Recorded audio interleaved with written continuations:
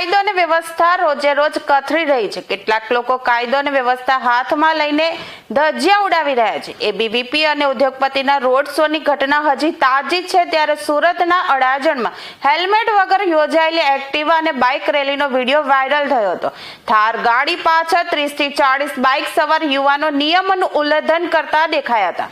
અડાજણમાં helmet વગર Activa bike સવારોની રેલીનો વિડીયો સોશિયલ મીડિયા પર વાયરલ થવાનો મામલે ટ્રાફિક એસીપીએસઆર ટંડેલે તપાસ આરંભી છે। વાયરલ વિડીયોને લઈ ટ્રાફિક પોલીસે તપાસ આરંભી છે।